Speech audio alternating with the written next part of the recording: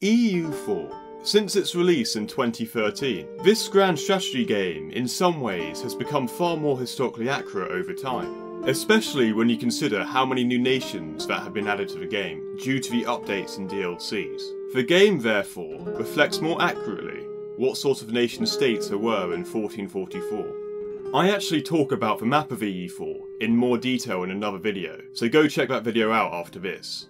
Now, the developers of the game, Paradox Interactive, have tried to make EU4 more realistic in some ways. And I think the reason they've done this is because the audience has a massive interest in history, which is why so many people who click on EU4 also click on my EU4 history videos.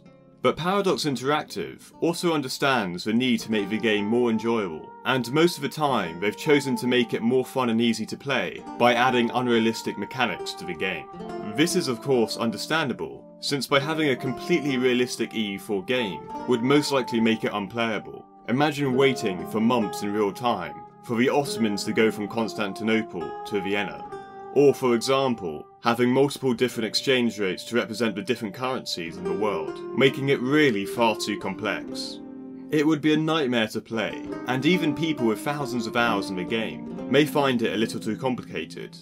So Paradox needed to strike the balance between the realism of the game and also the playability of the game. So consequently, in order for Paradox to try and maximise sales and get people to buy the game, they have had to think about this quite carefully. There is however one aspect of this game that I think is super realistic in a lot of ways, but also probably the most fun aspect and a fundamental reason why people enjoy this game. And so in this video, we're going to talk about this aspect, and talk about the most realistic aspect of EU4. But before we begin, if you like this sort of content, please consider liking the video and subscribing. It really means a lot, and supports us making similar videos in the future.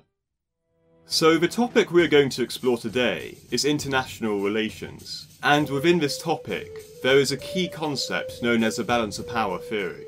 Now this is one of the oldest and most fundamental concepts in international relations. Although there are a number of interpretations and different opinions on how balance of power works on the international stage, it ultimately suggests that states may secure their survival by preventing any one state from gaining enough military power to dominate all others.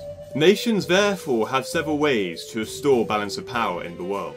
They can firstly do this internally by building up both their economic and military power within the nation, which can be shown in an example when the United States built up its nuclear arsenal to balance the power of the world during the Cold War. Secondly, nations can restore equilibrium on the international scene externally, and they do this by forming coalitions with other nations and threatening the potentially superior nation in case they get too powerful. Using an example close to the EU4 start date, both France and the Ottomans formed an alliance in order to combat the vastly superior Habsburg Empire under Charles V.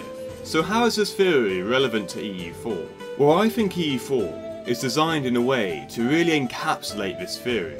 And in my opinion, it's one of the reasons why this game is incredibly fun, due to the complex balance of power within EU4. When you play as a Balkan country, the fun part of playing them, in the beginning anyway, comes from trying to form a coalition against the Ottomans, so that you are able to defeat them and not get conquered by them. I don't think any other game to the same extent has this realistic aspect in their game, which makes EU4 very unique and fun to play.